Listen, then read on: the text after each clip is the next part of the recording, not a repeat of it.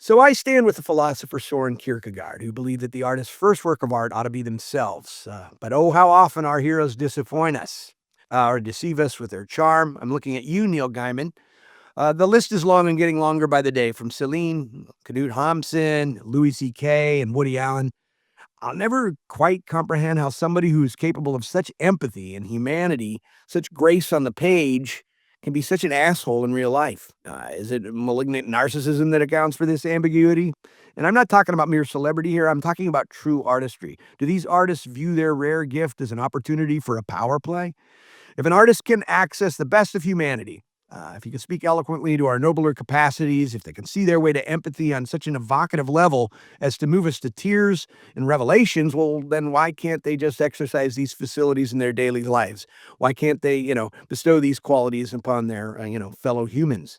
Or do these artists really not feel these nobler instincts, but only understand them in a cerebral way, enough to exploit them?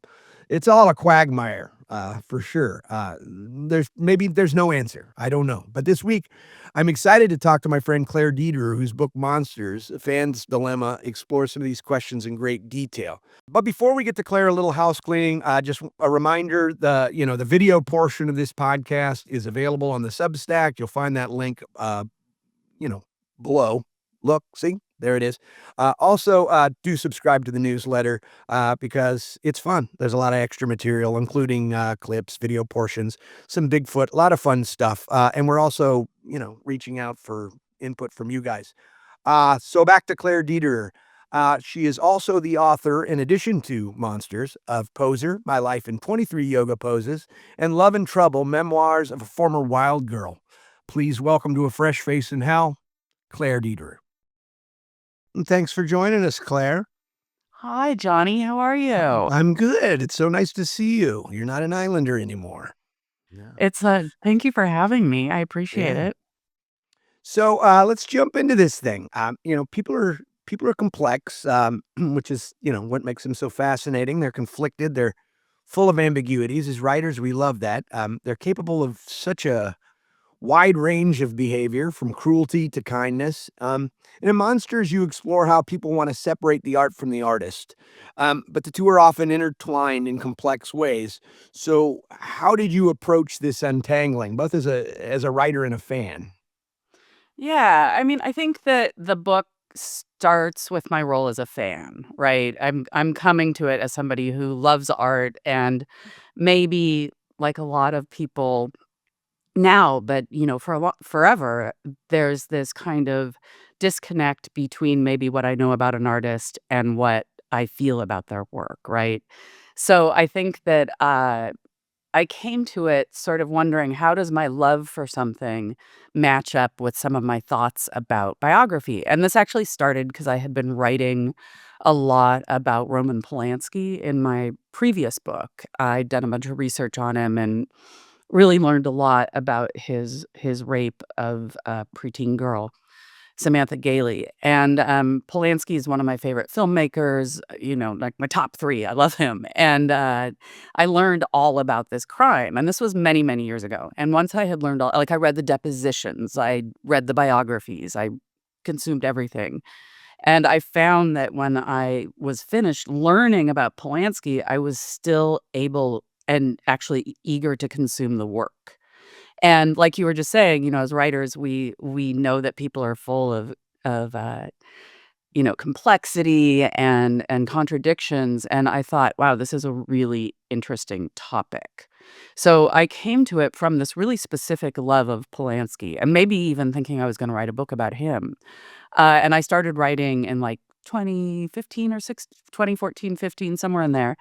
And I was in the process of putting the book together when Me Too happened in the fall of 2017, the sort of first onslaught of Me Too, which sort of got kicked off with the so-called cancellation of Harvey Weinstein.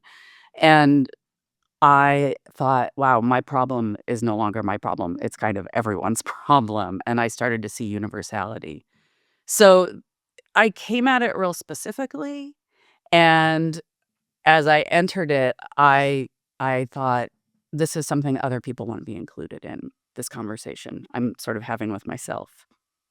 Yeah, well, you answered my next two questions, which means you're good at hitting your talking points. I was going to ask, whose admiration of whose work kind of led you here, and we know now that's Polanski, and you touched a little bit on how we, as we examine the tension between admiration of an artist's work and the discomfort of their personal flaws, how this dynamic has evolved in the current cultural climate because it used to be you could just be a dick and nobody knew anything about you, you know what I mean? Now it's like everybody's under a microscope.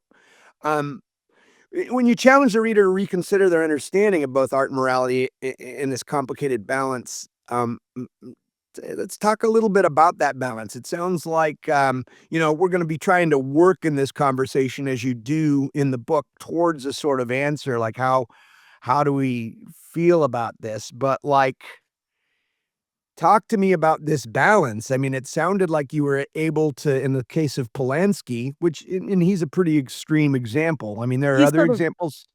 Yeah, I Right. mean, Polanski's interesting because he's such a, absolute example. The films are great. I mean, I think, Chinatown often gets called the greatest film of all time, and whether or not you agree with that, it's a great film. Um, and the crime is, both proven and truly heinous, right? So it's a very good example, but there's a million examples that are much more, kind of not gray area because, like, we don't approve of what Louis CK did, for instance, but it's not, anal rape. Sorry, should have said a trigger warning. And his work is not of the towering importance of the 1970s Polanski films.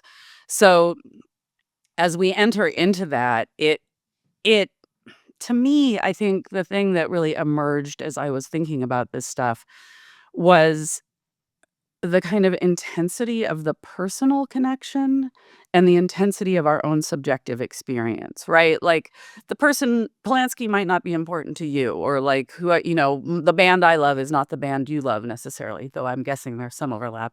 But There's a lot, yeah, but I know that you yeah, love REM and I don't. So, and no, that's often a I'm deal. medium on REM. My partner Oh, okay, loves good. REM. I've Okay. always been kind of like I'm good. Like, anyway, so I think one of the things that was really interesting to me was that what I really saw as I thought about this more, and I think kind of what you're getting at, is not so much a balance between, you can start thinking about this problem and it's like, okay, how good was the work? How bad was the crime? And I have this sort of joke that I wanted to build a calculator where you'd put in the work and you'd put in the Right. crime, Well, and it would this like is what spit I'm out getting an at. answer. Yeah. Yeah, it would, like, spit out an answer, but what it's really about is subjective experience. Like, someone who's been raped is gonna have a different experience than someone who hasn't when they're thinking about that particular crime, and the same thing goes for the work. I mean, the work I love is not the work someone else loves. Like, the example I give is maybe, I didn't listen to R. Kelly at my wedding, but if somebody did listen to R. Kelly at their wedding, they're gonna have a different relationship to his work, and the idea that you just get rid of the art is a problem for them. So if we start just saying we're gonna get rid of the art based on a crime, who decides what work is worthy of saving and not worthy of saving, right? That seems like a big problem if we're gonna have these sort of concrete ideas. This work must go, that work must stay. And the longer I thought about it, the more I got driven back to this idea of, oh, this is really about your individual response. You come with your own biography and your own experiences, your own love of the work, and you're meeting this work which comes with its own biography. So, Yeah, and yet rape is categorically, objectively a terrible crime, but what you're saying is if you haven't experienced it, subjectively, you're gonna go a little lighter on the person because it's not going to trigger these personal emotions about it, yeah, right? maybe Which that's what makes I'm sense, which yeah. makes sense, but when we're talking about in this sort of objective sense, like I try not to be a moralist, but I realize that at the end of the day, because I always go back to the Kierkegaard quote, which I'll probably mention in my, preamble, which is that I always have sort of felt like the artist should be their first work of art. You know what I mean? Because Mm. everything is coming through and filtering through the artist, and I just kind of feel like Sorry, it's I it. gave a big sigh over that. Sorry. Yeah. I don't know. Well, maybe I'm just a great guy, okay? Yeah. I don't know. No, but no, honestly, I mean, I've always felt like the better I get, the more empathetic I get like on a personal level, the more empathy I have on the page. So it's sort of unnerving to me to think here is a person that may be completely malignantly narcissistic and cerebrally understands the empathetic triggers of emotional affectation in their audience, but maybe cannot feel them that themselves. That scares me because then it's artifice. But I mean, the first part of artifice is art, right? So you know what I'm getting at here? Yeah, Like, yeah, I'm really interested in what you're saying. I mean, I love hearing the perspective on it from, from a person who has committed his life to making art and to writing novels that have this great humanism to them, right? So how do you it's I this I'm interested in this idea of almost like this training of becoming better, more empathetic, and then getting in this feedback loop of then having the work kind of become more empathetic. And that I like the utilitarian aspect of what you're saying, and it kind of cracks me up. Like I'm going to be a better person so that I'll be a better writer. I mean, that's really I haven't life actually had to imitates look for art, that. maybe, or yeah. Well, Yeah, I mean, other way around, well, art look at Neil imitated life. Gaiman. Like, here's a guy who presented himself as I'm an ally for women. I'm this great guy, beloved to his fans. And then when you find out what he's capable of, then it becomes hard for me to trust the art because then I feel like it's like research. When you're reading a novel, say, and you can start to smell the coffee on the writer's breath because they're starting to dump information, and you feel like this person did a lot of research on the subject and they don't want it to go to waste, so they're going to Right, right, burden right. me It's like I'm seeing too much of the iceberg. Like, please just let me see the tip. This is too much. exactly. So when that works emotionally and I'm fooled by it, it feels to me like a sort of I don't know. I feel like I've been hoodwinked or betrayed. Ah, but You seem to be but so much better at you separating. Yeah, yeah, yeah. Okay, I mean, there's so many things I have to say about what you just said. First of all, in general, I think that this conflation of the sort of knowledge of the person's sort of rotten aspects of their biography and kind of experiencing that through the work, I absolutely, the book really seeks to valorize what you're describing. So one of the first examples I give in the writing has to do with Manhattan, right? And this is a film that is a great film, and many people think. I happen to disagree in just the way you're talking about, where the current kind of flaws of the maker start to come through. But one of the reasons that those flaws are so obvious to me is because the film is about a 40-something man having a relationship with a 17-year-old girl, the man being Woody Allen, the woman being Marielle Hemingway, the girl really. And, for me, as somebody who was like continuously predated in my teens, that film is a very, very uncomfortable film for me to watch. It opens with him at a dinner with his friends who are his age, and Marielle Hemingway's there, and they're all treating it like it's normal. And as a person who Yeah, and she's lived talking about for doing her homework, you know she's what I doing right. mean? Like He's she like, has I'm dating a girl wherein I can, beat up her father, and it's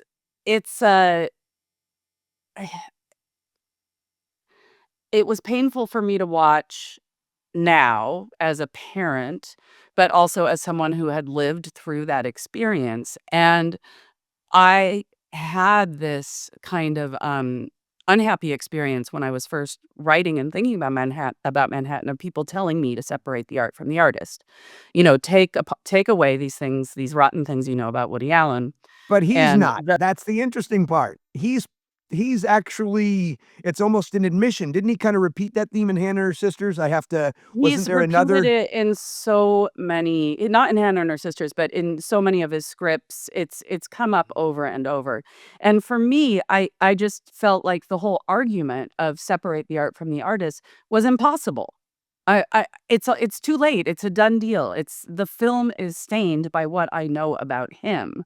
And so this sort of chiding to separate these two things is impossible, and it's not a useful way to look at it.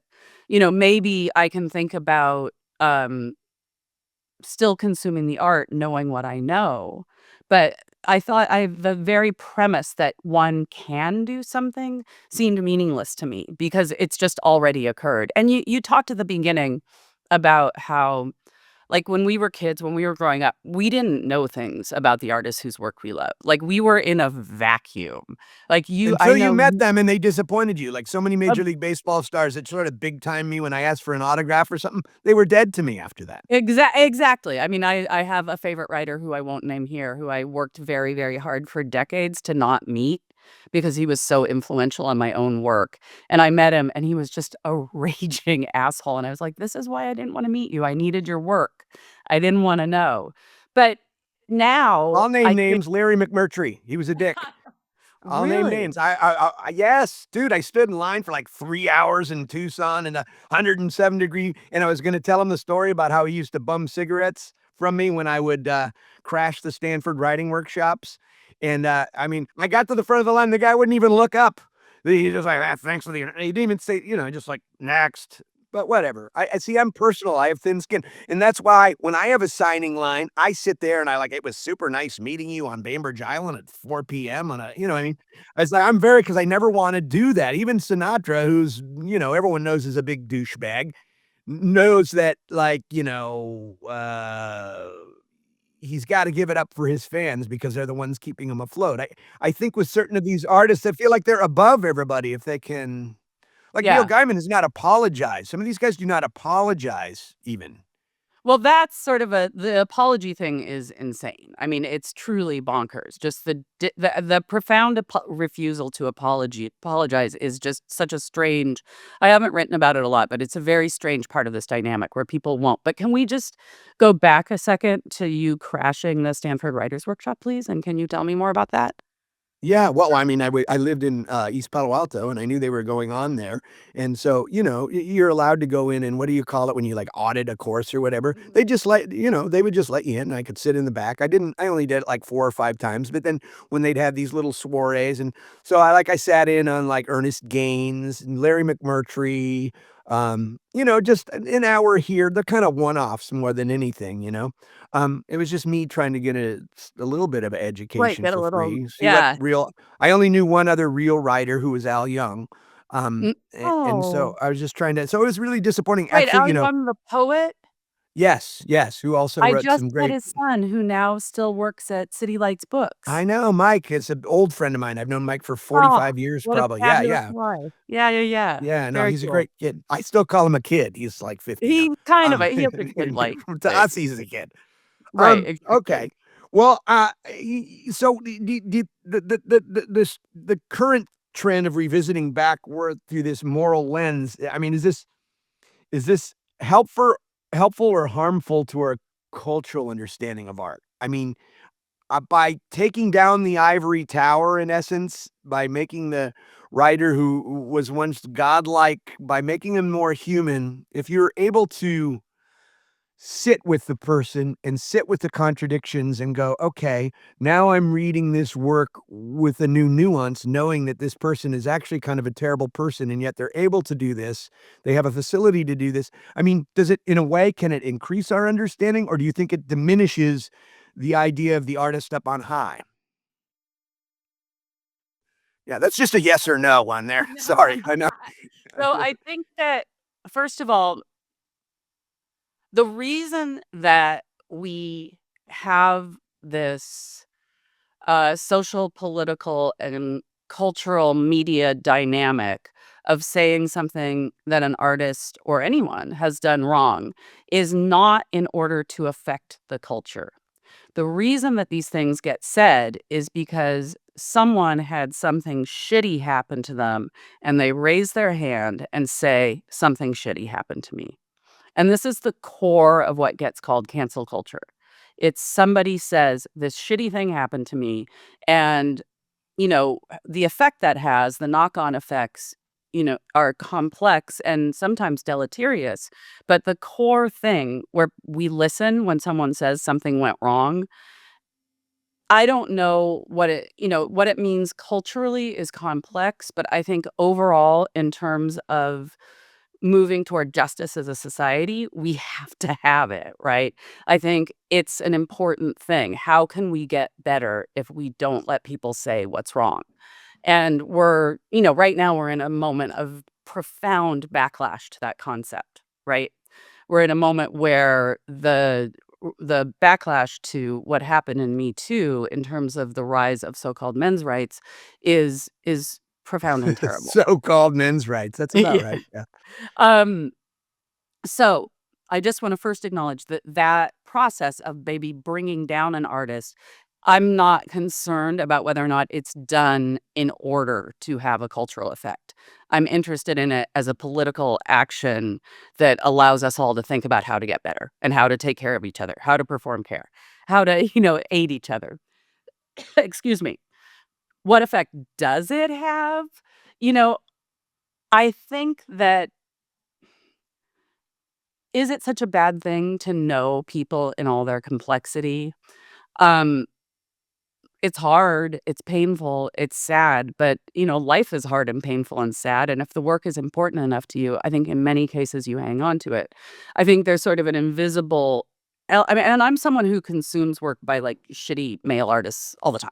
Like, I read a lot of and listen to and watch a lot of work by people who a lot of people other people maybe can't tolerate. So for me, it hasn't come to throwing the work out, but I really do believe that it's up to each person. I don't think it renders the work unwatchable. I think I can still pull what is human or important or beautiful out of Wagner or whatever. So I think that complexity is a thing that arises. I don't know if that's better or worse. I think another thing that comes out of it is maybe sort of we're talking about what happens between me as an audience member and this artist whose work I have this complex understanding of. But what it also does is kind of open up a portal to think about other work, right? Like if we're critiquing the idea of the kind of white male cis genius, right? Who's the You're charis talking to him Hey, right here. baby! Who's the Yeah. charismatic megaphone who takes up all the air in the room, and we're like, "Hey, wait a minute, maybe that guy's not so great." Can The I explain to really you what you're trying to say here, Claire? If you would just allow me for a moment. I think what Just Claire is one trying moment. to say, yeah. It's not necessarily a personal responsibility to turn from that, but when we have that conversation, it creates institutional responsibility to open up somehow the gatekeeping keeping processes to other people who maybe haven't been heard from before. Like to me, that feels like a natural and positive outcrop of the stuff we're talking about. It's not exactly what you asked, but that's how I look at that dynamic. Well, the questions are, I mean, this is the thing. You wrote a book about it.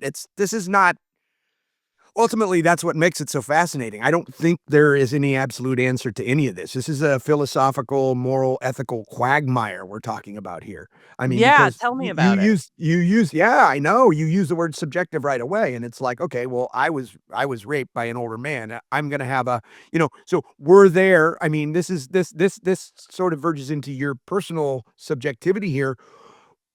In all your study of these people, were there certain artists that were more problematic to you, and why? Was it because you had the personal experience? Was it because you didn't think the art was good enough to, when we talk about that balance, if the art is really good, we're gonna tend, I think, human nature-wise, just to be more forgiving. Or if it's mo I mean, were there what artists gave you more trouble than others?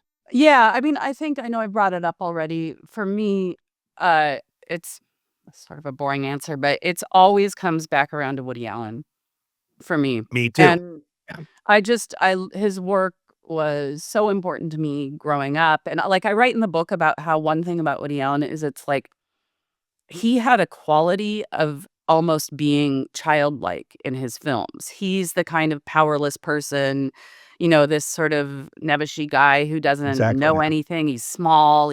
There's a way in which I really identified with him when I was really young. Yeah, he was And so credited with redefining masculinity in the '70s, essentially. exact absolutely. And I mean, I think Hannah and her sisters, you brought that up. I mean, absolutely such a just I mean, just to look at, it's gorgeous. Annie Hall, is to me just such a great film and is a wellspring for all of these different sort of rom-com tropes that we don't even really think about or have their kind of birth in Annie Hall. And I mean, the work is so shadowed for me now. Not it's just it's something where I do still watch it, but it is really hard to have the same joy.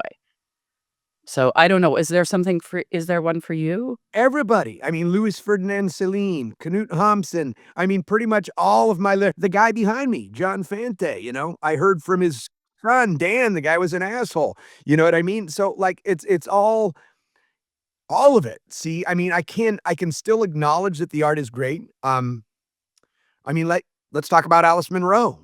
For those that don't know, I mean, the masterful Canadian writer who's recently discovered to have basically condoned her daughter's abuse at the hands of her husband. She provides a fascinating example. It's almost as though the fact that she was morally bankrupt as a person actually benefited her art because her art imitated her life. She actually mined these experiences, these horrible traumatic experiences of her daughter to enrich in her work, which seems kind of sick to me. But I have to acknowledge she's a master of the short story. But man, it's just really difficult. That is like one of the worst examples I can think of because I mean, talk about the power dynamic. Which is the other thing that bothers me about Woody Allen is just the power dynamic. I hate the abuse of power, and there's a thing going on in my high school where there was a couple of teachers. 40 years later, there's still a class action suit against these teachers in the 80s. And when people abuse power like that, she was mining these experiences of her daughter and, condoning the behavior so that she could do it. What do we do with that? How do you impact that? I don't I yeah. Um, Let me ask you this, or have you read the stories have you gone back to them since last summer? I have not. Yeah. Do you think I'm you on will? strike.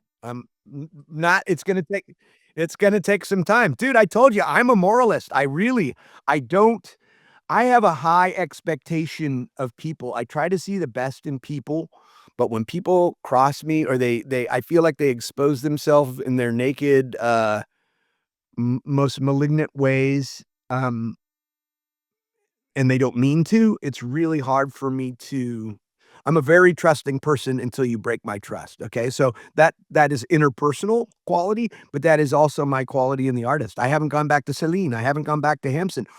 I haven't gone back to Woody Allen except for Broadway Danny Rose, and that's because I was thinking about my brother, and that film meant a lot to him because he was a lounge entertainer. But I can't. There's gotta be some sort of ethical consideration, I feel like, or maybe I'm just a prude. Like, they gotta be punished somehow. Like, maybe you could revisit the work, but you just don't buy it. Hit them at the Yeah, I pocketbook. mean, this is the argument that often comes back is that you just don't buy the work. And like I definitely am not, listen, I'm not reading any Alice Munro short stories right now. And I I think that not buying the work is certainly, a fine response. I think in like Celine's case, who's it really affecting, right? I mean, it's an economic boycott of somebody who's dead. Right, yeah. So it's not as meaningful. I also think that it's sort of I think sometimes getting like first of all, I want to acknowledge that I think having a moral response about this or an ethical response is absolutely part of your experience of it and part of mine. I mean, I think that that's an okay thing. I think the issue a good thing. I think the issue is and this is sort of a function of where we are in terms of media and social media is when we start making those decisions for other people. I think this is the concern.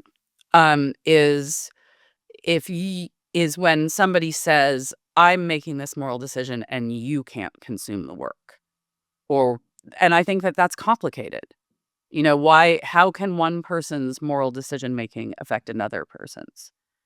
That Yep. seems like part of the problem. I will also say that from my own point of view, Except to say that it's just not good to rape somebody or, like, that's kind of a right. I mean, moral absolute there, so I mean, you can almost take subjectivity out of the equation a little. I mean, we may have different responses to somebody raping. Oh, it's no big deal. She was asking for it. But whatever you're going to say about rape, we all know. Right. So the point being that that's when we return to the dynamic of supporting the people who say this thing happened. We return to the idea that the speaking of this stuff, the 40 years later on this class action suit, I think you said it was a class action suit, but the 40 years later on this suit you're talking about from your high school, it's so important that those stories be told and that they be heard, right? And the problem with all of this quagmire and this complexity around the artist, the art, the crime, rape, all of these different things is in the conversation about it, what's happened is the saying of the thing that that person raped me, that person did this thing to me, has now been the thing that's become vilified in the conversation. So rather than sitting with the problem of the crime and the greatness of the work, we make up this incredibly asinine phrase, cancel culture, and we vilify the people who would say what happened. Right? And that is, I think, the answer to your concern that, like, rape is not subjective, right? Right. That's why we listen. That's why we acknowledge these things happen. So calling an accuser a, a participant in cancel culture is just it's almost like you said you were going on strike. It's almost a way of going on strike from the problem. I'm not gonna worry about the balance between this person's art and their work. I'm just gonna call the accuser the problem, right? That's not what I'm saying you're doing. I'm just saying it's a way to kind of avoid the central issue in terms Yeah. of being dynamic with the work. To me, I guess, really, I write about characters all the time that are hard to redeem. You know what I mean? The harder they are to redeem, the better they are as characters. Like, usually the most unsympathetic character in one of my books that has a big cast is gonna be the hardest guy to redeem, and I say guy, it's usually a guy. Um, what I think the road to this sort of redemption is apologizing, like, taking responsibility. I mean, I Man, feel like and if so I was a few snapper, do. I'd snap. Go on.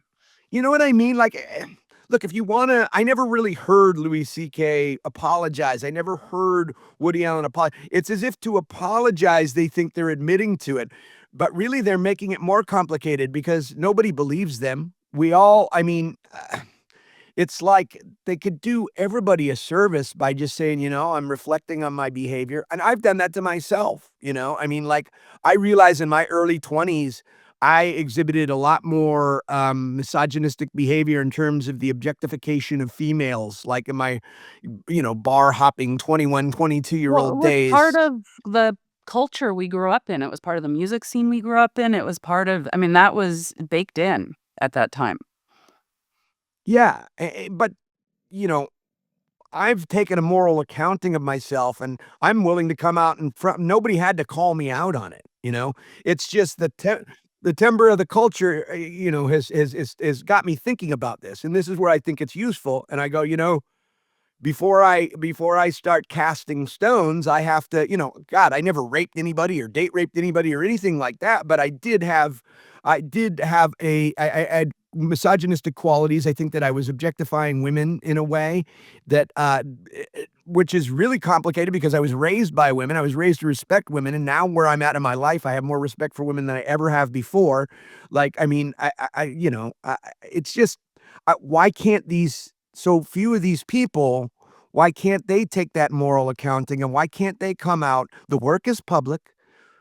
Why Right. can't they publicly say, "Look, I am gonna recontextualize. I was wrong." I mean, I see athletes do it, but Yeah, I don't see yes. I don't say, athletes say, "Yeah, I made a mistake," I'm sorry for my behavior," and but yeah, but I don't is it just my perception, or do artists not do it as often? They really don't, and I mean, I have so many thoughts about what you just said. I think that, reason one I can't really speak to the kind of schism between you're right, athletes do it, and you see less of it. Maybe there's more money at stake, I don't know. But I think that there is this really interesting, way that men who don't apologize kind of step into this echo chamber of other men saying, "You don't need to apologize. We didn't know better at the time." Right? I mean, I've seen this. You see this all the time with male artists, business owners, whatever, from the music scene from when we grew up. When something goes wrong, everybody's like, "Dude, we didn't know better." And it's like, right, you're saying you didn't know better, and now you do. And not that you did anything that was terrible, but now you know better. So why not say so? I've seen, honestly, I've been, somehow this has become, the the kind of minds I go to work in. So I really have um, done a lot of research on apologies, and there's really one good one. One. And I'm sure listeners and viewers will be able to think of other ones, in which case, great. Thank you. We're thrilled. But do you know who Dan Harmon is? I He's do this not. guy. He was the showrunner and creator of Community, which is a brilliant show. I mean, Yeah, no, so I love this show. it's so Although I good. heard Chevy Chase was a nightmare, but it's a great Yeah, show. yeah, exactly. So apparently there was some accusation that he had sexualized the workplace in some way. So this is Oh, one I of those, do remember this. Yeah. right? And this is one of those things where it would be very, very easy for this very powerful guy to be like, sexualize the workplace. What's that? I mean, and I've seen other people who've been accused of this just blow it off and never apologize. And he wrote this apology letter that both said sorry, but also did this incredible job of sort of not co-opting the moment for himself, but really actually thinking about the people who were also in the room when it happened, which is the hard part. Anybody can say sorry. But flying into the word that you brought up at the beginning of this conversation, into this sort of taking yourself out of yourself and stepping into this place of empathy, really thinking about someone else's experience, he was able to do that. And so everybody should just copy and paste Dan Harmon's apology and use it, because it's very good. Yeah, I well, will also say, I mean, sorry, go ahead. Yeah, yeah. no, no, you go ahead. I just think the power of apology, I think both the power of apology and the power of forgiveness are something that's much on my mind. I'm sober, so obviously, like, this is a big part of AA, is acknowledging what you've done wrong and making amends. But amends, there's a lot that goes on. I mean, becoming sober really affected the writing of the book in two ways. One, it sort of took me into that idea of, for what am I responsible? Who do I need to make amends to? What am I sorry about? I'm kind of the monster, right? Like, that's part of the book. It's like you can't be sober and claim that you're not a monster, because if you were not a monster, you wouldn't have to stop drinking, and you don't want to stop drinking if you stop the way I stopped, right? So, does that make sense? Oh, So, like, completely makes clearly sense. there's a fucking problem if you stopped. And so you're immediately put into this position of responsibility for yourself, whether you want it or not. So that created more empathy, not more empathy, but a more, yeah, more empathy, more ambiguity, more complexity in my relationship to the monsters themselves. And more Because personal responsibility. more personal responsibility, because you are looking at rotten things other people have done, and you're acknowledging the rotten things you've done. But of course, the step that's missing that you're talking about is they also have the opportunity to make amends, and they don't. I just saw, I don't, sorry, go ahead. No, I want to keep going. I just wait until I see I'm just looking for Did I spots. pause, draw breath? I Yeah. mean, Well, I I'm, always try to avoid stepping on people because I don't you're want to seem good. like an asshole. Do you know the actor Richard E. Grant, who was No, in but With the last Nail? time you asked me this, I said no, and then you explained, and then I remembered. Okay, do you know that movie With Nail and I? It's incredible. Oh my God, Johnny, you would I love it. know the movie. I know it by name, but Go I don't. watch it. It's so good. Anyway, he's an incredible British actor, very funny, very unhinged. Um, and he had an incredibly difficult, this is such a boring story, but I'm gonna tell it anyway. He had this really difficult relationship with his mother, and I just saw this little reel he made on Instagram or something, tormented relationship with his mother. And when she was dying, she just said she was sorry. And he talked about this experience of her saying he was sorry, and he'd written and spoken pretty harshly of her in the past. And he was like, this changed my life. He's in his 60s or maybe 70s. And he was like, my life has changed because my mother said this to me as she was dying. Um, that responsibility can be so life altering or that apology God. can be so life altering for Absolutely. a I person. often think if my dad would just apologize to me, I'd have a relationship with him again. So I feel like the ball is in his court. All he has to do is apologize, but he's never acknowledged it. We won't go into circumstances, but you've brought up what I think is also, I don't know how we've gotten this far in this conversation without bringing this up, which is just the cycle of trauma. And how often, the overwhelming majority of the time, we talked about Neil Gaiman. Well, it turns out he had a hideous upbringing. Serial killers, invariably, I mean, unless they're just like biochemically wrong, invariably have had horrible upbringings. Uh, so and I was listening to a thing on the weekly podcast, or that New York Times podcast about Prince, and the Prince. There's so much mythology and secrecy around Prince, and how, it turns out Prince had a really horrible, like, allegedly. I mean, according to some of his friends, he had a stepfather who locked him in a closet for weeks at a time, kind of thing, and actually Prince kind of explores certain parts of that in his music. When you know that, this is an idea of sitting with the artist and sort of recontextualizing maybe what some of these lyrics mean, and how sometimes this work is a cry for help. Um, you know, uh, uh, uh, who's to say that unconsciously Woody Allen and making a film like Manhattan isn't somewhere in his being, somewhere in his moral being, saying, "Hey, man, maybe this is the time somebody's gonna call me out on this. Maybe there's a reason they're putting this on parade." I don't know. Morality is, Yeah, yeah, yeah, that's interesting. That's it. Sorry, go on. Go, go, go, go. well, I just think that, like, again, I mean, I think we wanna forgive people. I also know that a lot of what we're talking about is a personal credo for me, is doing this sort of self-inventory. I made a lot of comedy in the '90s where I could just say, "Well, it was the times, you don't understand. Comedy in the '90s, we took society's ills, we put it out front, and we satirized it. But, you play it now, and maybe it sounds a little borderline racist because that's not how comedy functions so much anymore." And this Yeah. is what Dave Chappelle's always running up against, and Lucy, this is what the comedians are always saying.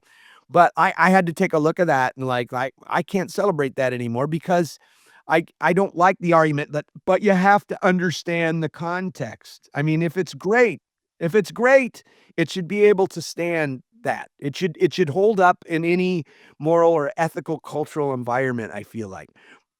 But most of these people have had a bad childhood. Yeah, I think there's a couple things. I mean, I'm sort of gonna break your comment, your thoughts Yeah, into 2 parts. whatever it was. Yeah, whatever just happened. So the thing about the childhoods, I think, is so interesting because it's like Michael Jackson.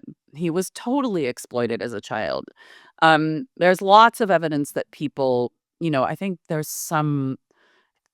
R. Kelly was abused as a child. And of course, Peter Sellers. yeah, yeah. And I think Polanski, he survived the Second World War. His parents were in concentration camps, and then, of course, he survived the Manson killing. I mean, his pregnant wife Sharon Tate was murdered by Charles Manson. So these, like, horrible, like, the 20th century happened to this guy.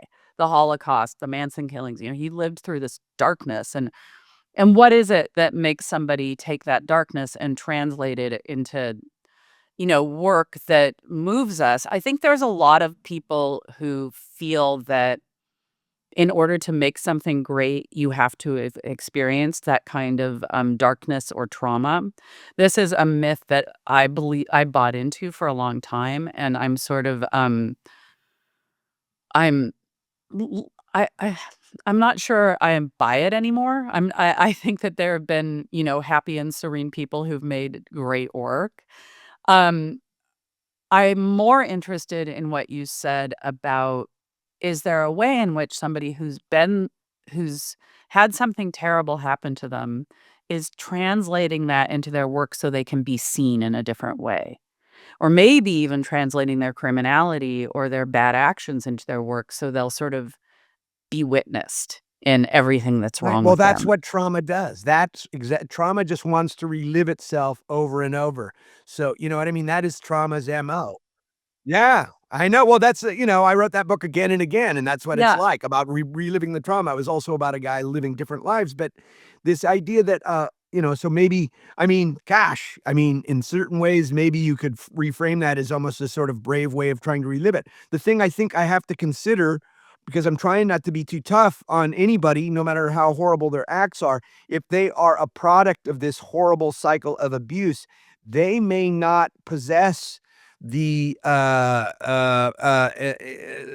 emotional acuity to really acknowledge and apologize for their actions and talk about how you know what I mean? It's such a demon that Yeah, yeah, yeah. I mean, I think that this like is yeah, it's doing the right thing is sometimes impossible for people, I guess, or feels impossible. And if there's not and I think that that's exacerbated sometimes by these cultural forces, which are like exactly what you were talking about, like, oh, accusing the accusers of participating in cancel culture or saying, well, we didn't know at the time, so don't worry about it.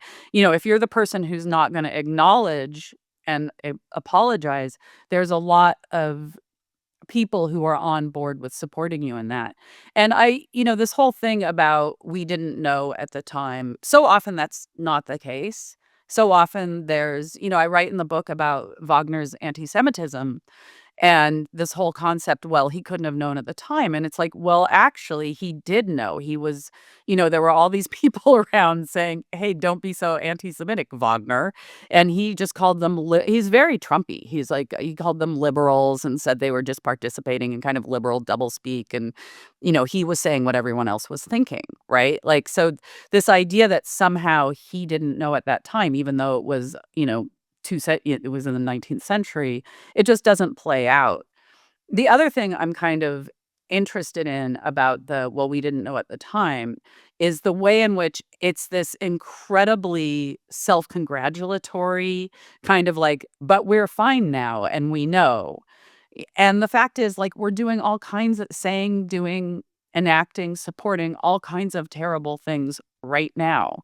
So for me, when I hear about something rotten somebody did in the past that maybe we perceive ourselves as not doing now, the more useful question is maybe not to litigate what we knew or didn't know at that moment, but to take that as an impetus to think like, well, what am I doing now that's going to look really wrong in 100 years? Do you get what I'm saying? yes, completely. This is you're doing your, self-inventory in real time.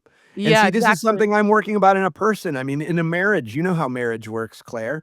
It's really easy to just blame the other person or in any argument or any situation where there's conflict and like yet it's such a relief to just get out of your own way and go, well, as subjective as I am, we mistake our own subjectivity for objectivity. It's like Yes, that's we'll yes. complain about she's doing this, or he's doing this, or whenever we have a feud with somebody, but you're not ever really gonna understand where the other person's coming from until you really try to this is what empathy is, until you really try to see it from what might this look like if I weren't coming into this with my baggage? What might this look like? What might this action I made, how might that be interpreted differently than I interpret it if I'm in their shoes? And like, Ab yes.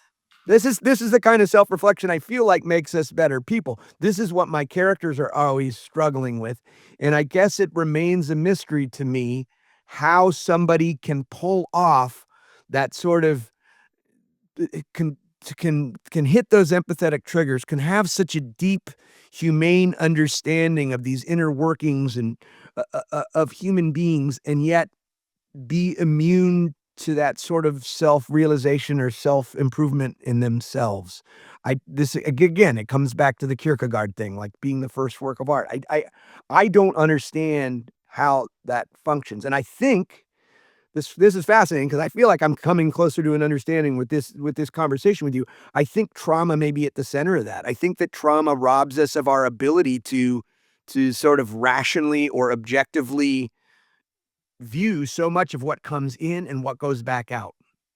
I think Yeah, it's I like think a that horrible gauzy filter.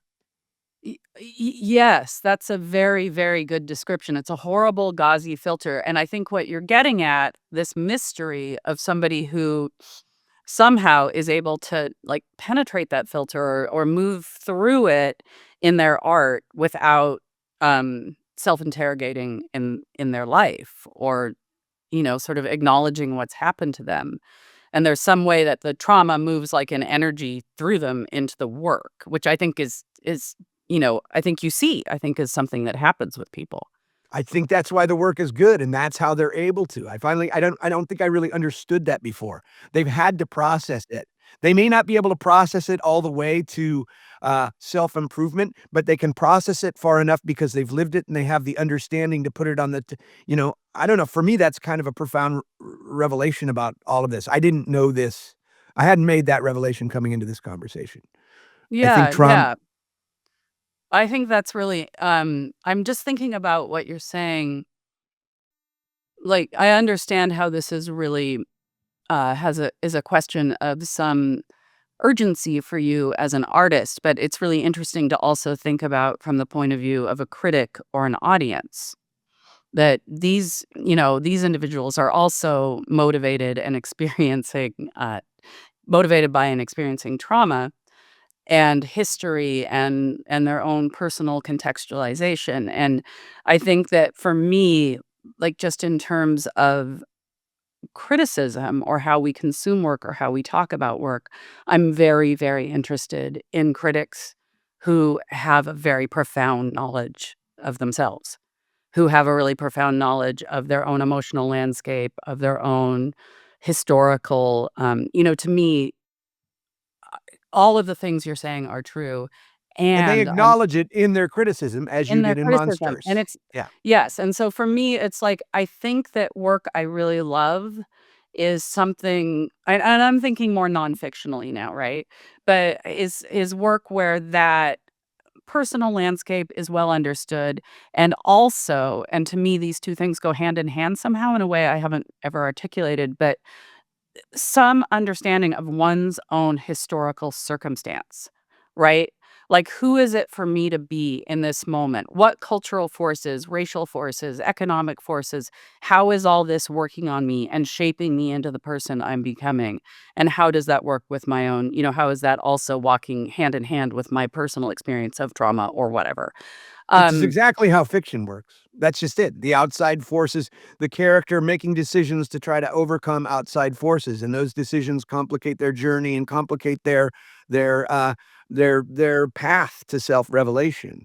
It's all fiction, Claire. Just admit it. It's all fiction. so I keep getting told. So they told me when I was trying to write my first memoir. It's all fiction. Don't worry about I it. know, you're amazing because you've written 3 memoirs. I'm like, I can't I'd be I'm afraid to working on write. a novel, though. I'm actually Oh, trying to write a oh, novel. I can't wait. It's very hard. I salute you. Well, I salute you. I find the opposite to be true. I find it's really easy for myself to get out of my own way when it becomes an exercise in imagination, but when that self-interrogation comes in, and then there's I mean, dude, if you're writing about an ex-husband or a friend or I mean, there's the just the it's rife with danger of political blowback. I mean, my agent's been after me for years, write a memoir about the early Seattle music scene, and I'm like, I know too much about I'm full of hyperbole, and I'd be called by 10 people saying, "No, that's I was there. That's not how I remembered it," and that's why I say it's all fiction. So, like, I would have to I think it's so much braver to write nonfiction because you don't have the distance. Yeah, that's But true. you're writing fiction now, and we're excited about that. Uh, she is she is Claire Dederer. She is a genius. She is the author of Monsters. She is the author of Poser, and she is the author of Love and Trouble, correct? Uh, Correct. Confessions of a Young I don't have notes in front of me. Now You're you that go. was You tell me perfect. my yeah, just that, but you tell me my $9. Go. No, thank you so much for joining us today. I love this is why I do this podcast. Today is a great example of like I actually this conversation, I feel like I have a clear understanding about something going in. I was like, okay, 50 minutes of this. Am I gonna find an answer? You know what I mean? Am I gonna or are we gonna go round and round and keep hitting the same but, like, for me, personally, I got some answers with this. I feel like I now kind of understand how somebody can be capable of hitting those triggers and have such an emotional understanding and being a crappy person. That's what I was hoping for. I don't know if you made that revelation, but I did. No, I And it's think all it was, I really appreciate the kind of, the amount of yourself and your heartfelt questioning you brought to this conversation. It actually really deepened my thinking about this problem. So thank you. well, good. Look for it, Monsters. It's a genius book. There's no wonder it was a bestseller. It's such a relevant book. It's so relevant that here we are talking about it years after its publication. That, my friend, is the definition of relevant. So, thank you, Claire. Thank you, Johnny.